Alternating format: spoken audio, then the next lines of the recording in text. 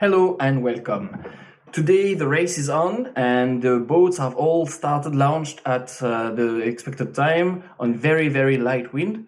And during that time, during the first part of the race, until at the time of recording, when it's like the night in France or in Europe, the night in Europe on the Sunday, the boats are still under very light wind condition, although a little in the middle of the day, they had between 8 to 10 knots for some time.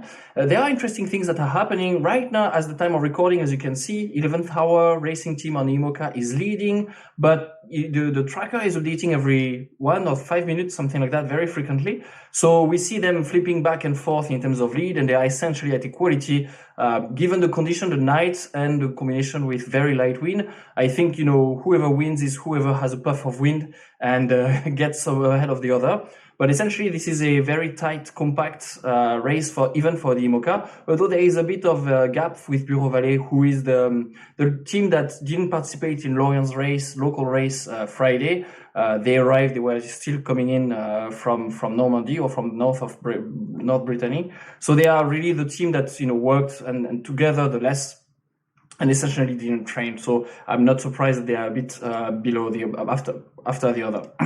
Now for the VO65, right now Mercury is leading. The fleet is even more compact, at least compared to given that there are more boats. So if we zoom in a little bit, the two classes are essentially at equality, the leader of one versus the other, compared to the distance to finish. However, there is a slight difference in terms of positioning between the two classes. So most of the two leaders of the VO65 are positioned a bit souther compared to the IMOCA, the group of IMOCA that is right here. Although we see mix and match a bit here and there. And there is the Australian Ocean Race Project, which is a bit alone here, positioned 7th according to the distance to finish. However, the classification is not very, does not take into account the advantage of one position versus the other compared to where the wind will come in first.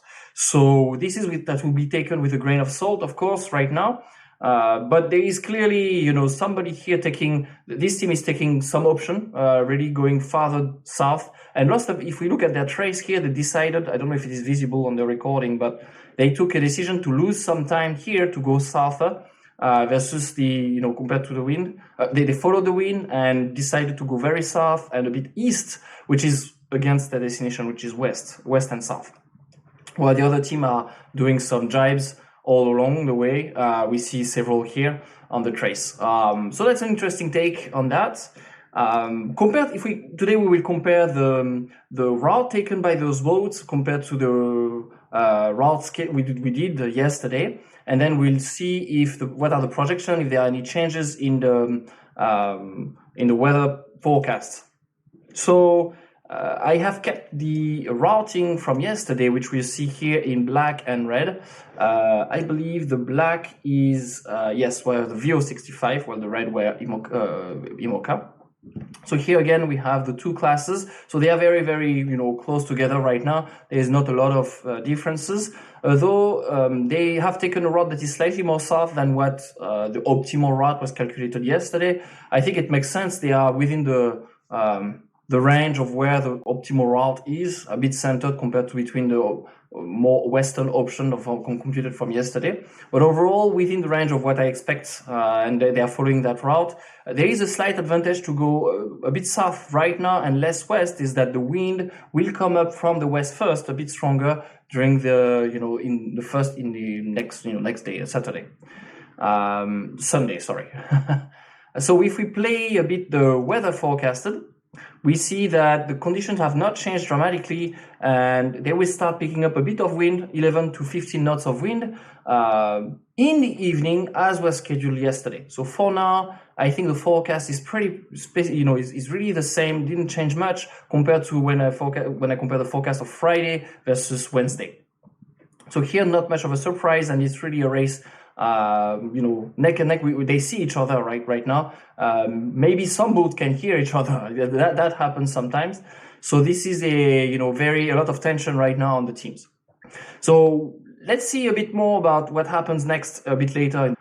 So I wanted to make sure to see if the option that was the west option that we saw the first day, Thursday, and Wednesday, sorry, and then Friday yesterday. So today we see that the optimal route computed is still the straightest route, the shortest path. But there is still, if we look at the isochrone, we can see that the route that goes the southest is really either here on the, on the other side of this light patch of no wind. Essentially, there's a weather pattern here that creates, so its own pattern here, and there is in the middle very light wind, which is right on the course. So here we'll have a bit more wind, which is like 15 knots, a good wind, where the IMOCA would be able to foil clearly. But unfortunately the wind is really right on course, which means the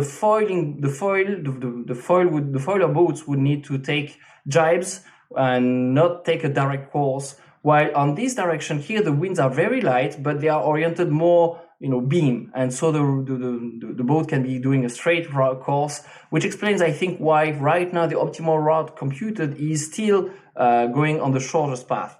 That being said, as you can see here, if you play a little longer, the wind gets a little better angle to go straight on the course here. So you have a best, beam course toward Cascades, and we see that the boats would accelerate. And it is very tempting to go in an area where that there will be a consistent wind versus going here along this patch of light wind and inconsistent wind.